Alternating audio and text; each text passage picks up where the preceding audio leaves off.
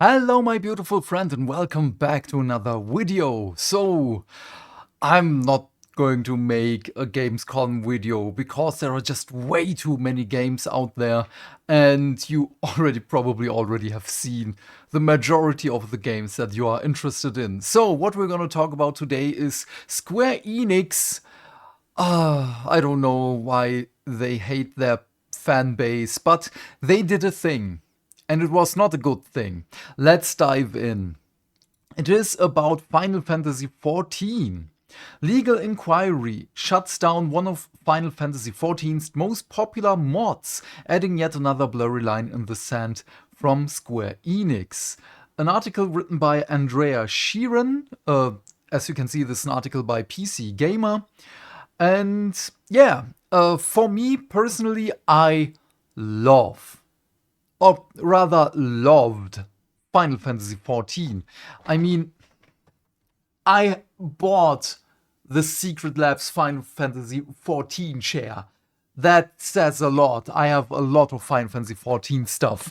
But with Dawn Trail and everything that's happened, I am on a hiatus right now. And this is just another cut that is probably not going to make me want to come back to the game. I'm not modding the game, by the way. I have no interest in that. But it is really, really sad for everyone that has put their love and passion behind this. But let's just dive into the article. Square Enix is putting its foot down once again when it comes to modding in Final Fantasy XIV. The creator behind Mare Synchronos, a player-made plugin for synchronizing and sharing appearance mods between Final Fantasy XIV players, is shutting the 3-year-old project down after apparently receiving a cease and desist order from Square Enix. It's not the first mod to catch Square's ire this year, but its latest demand certainly seems like an escalation. So if you don't know what the mod Mare Synchronos is, it's basically the most favored mod for role players. That because it made it so incredibly easy to, again, share and synchronize your appearances. So, the tool's creator, Dark Archon, announced his decision to end Mare after he received a legal inquiry concerning the project and reviewed his option with counsel.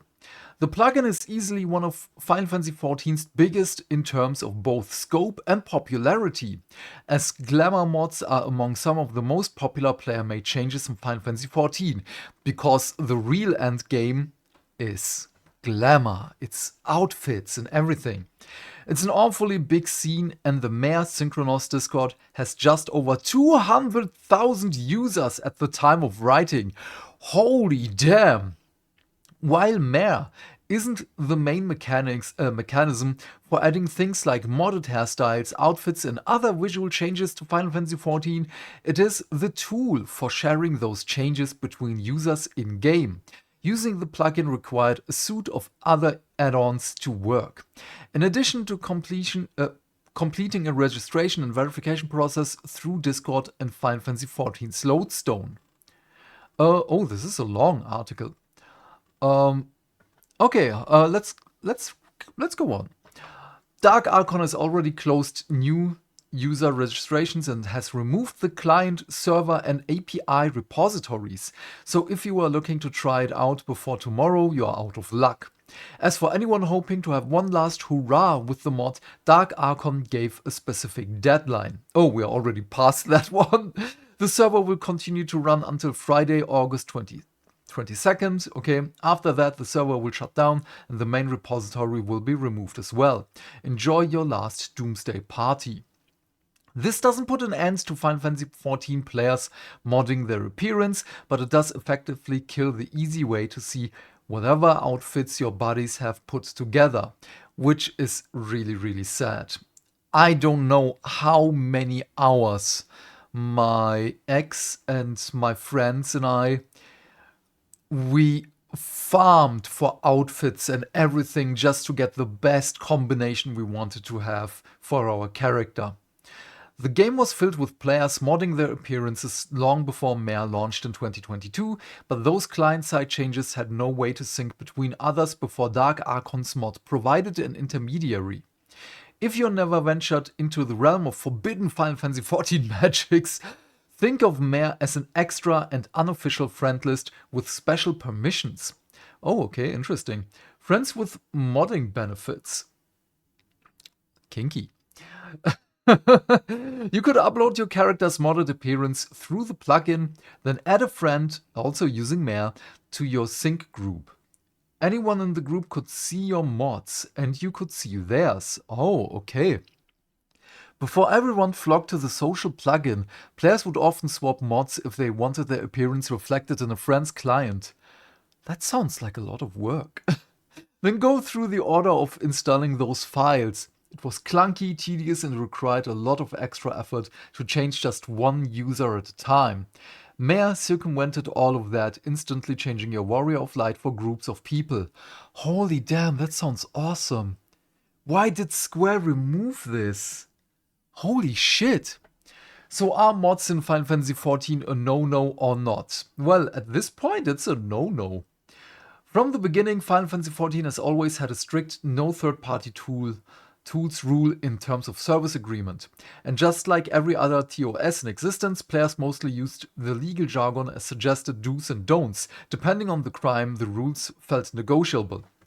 So the thing here is, there were a lot of PC players back in the day as A Realm Reborn came into being that had the mod for damage counters, because this is something that Final Fantasy XIV basically never had in-game.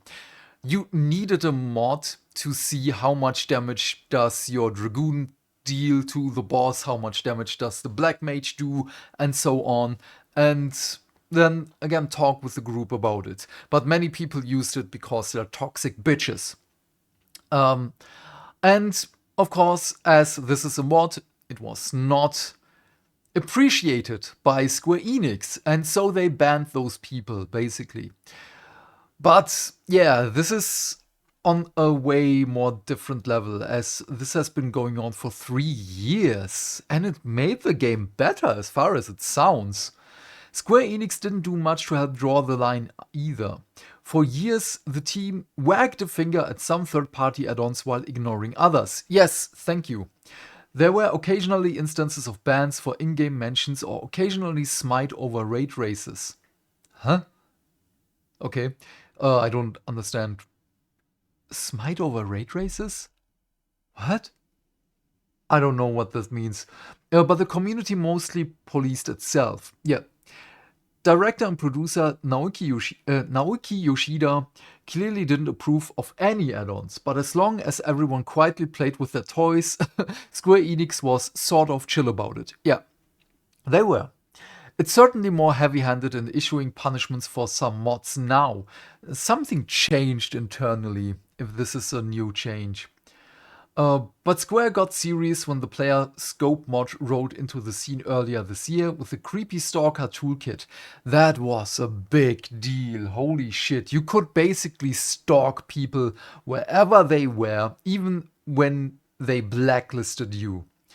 Yoshida promised in later live streams that the team was taking action against invasive add-ons like it, and eventually Player Scope Creator took the mod down after Square Enix issued a cease and desist. Nice. That's an incredibly brief version of where it all came to a head, and not all modding sins are equal, even if the Final Fantasy XIV TOS treats them as such.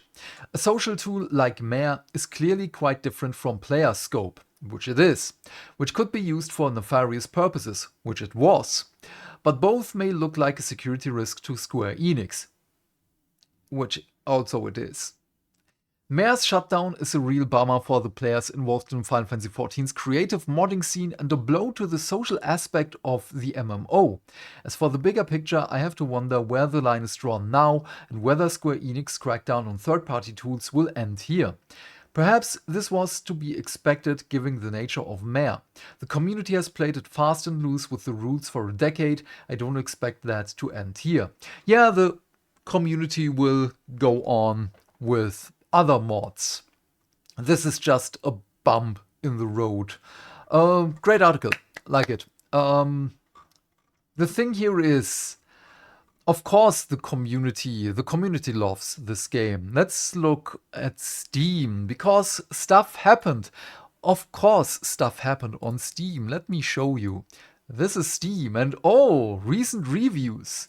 Mostly negative. English reviews mixed with 50%. Yes, this is all the people saying goodbye to the game, because many people, of course, are fed up with what's happening. There are also a lot more issues with the game. Not only the expansion Dawn Trail was, or rather is, at a really bad spot right now. The majority of the people do not like it. Or rather, let's just say it's mixed. It's 50-50. Almost 50-50, because with the recent, mostly negative reviews, it's looking a little bit different. Let's look at it. Show graph. I wonder what happened here. August the 21st. This was the first day that it was announced. Holy crap. 27 negative. That's not that much. Wait. Wait. Language or languages. Thank you. Oh, this does only change the one at the bottom. Wait. Okay, this is now, again, I really like that we can see all the different languages for the reviews, but the UI, someone said it to me yesterday in the comments as I was talking about the review system, that the UI is really weird. And I do have to agree. It is really, really weird. So is this just 27 negative? 14 negative? This can't be. This is just August. How can we do that? Do we... Oh, wait. How does this work? What? It's just only down there. That's weird. Okay. Language breakdown? No. Wait, what? What is happening here? Huh. I don't know what's happening right now. If you know how to sort this, I have no idea. I was really hoping for something to change this one as well. Or this is just the recent reviews. But I saw another graph that was basically way more. So something is weird here.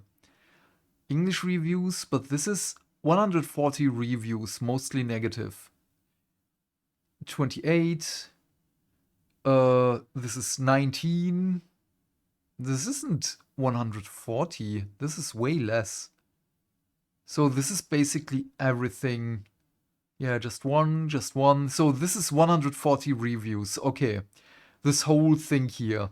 This is real. Okay, that one is good to know. That mostly negative is recent reviews and in every language. Let's just click on it. Yogoterm abdermals. I don't know what that means. I probably insulted someone right now. Oh yeah, this is all the languages. Oh, okay, interesting.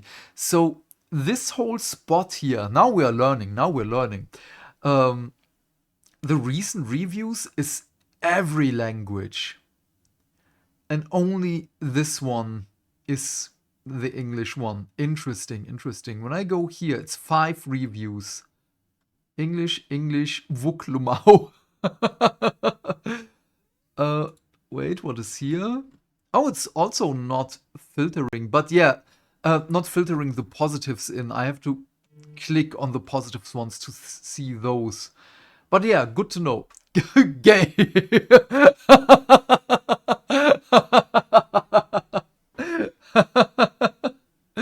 I love this.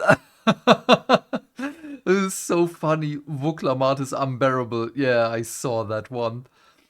Oh, yeah. Okay, but yeah, Final Fantasy 14. I don't know what Square is doing. This is really, really weird to me, especially as they're siphoning money from Final Fantasy XIV to put it in their other games that are failing, in those shitty mobile games. And what was it? Forspoken, and stuff like that. So use the goddamn money to make Final Fantasy XIV better and not stagnate it. It's at a really weird spot. I have no words for it. Well, I do have words for it, but I'm not allowed to use them on YouTube.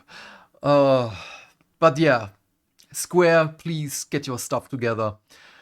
I really want to play Final Fantasy XIV again. Just 2 days ago, Saturday, when I was training with my best friend for the Gundam TCG tournament, we talked about that we wanted to play an MMO again. And we love Final Fantasy XIV, but we're both in the spot of, I don't know, do I really want to go back? I'm not sure. And yeah, that's what's happening with Final Fantasy XIV now. And it's really, really sad. It bums me out. But yeah, please leave your thoughts and questions in the comment section down below. I'm keen to know what you have to say. And while you're here, please remember to do all the things that make the dings. Why? Because that way we can build a bigger community and talk more gaming news every day. And by that I of course mean like and subscribe, and if you want you can share this video with your friends. Otherwise, have a great day my friend, stay fantastic, stay hydrated, and I will see you in the next video. Bye, bye, bye.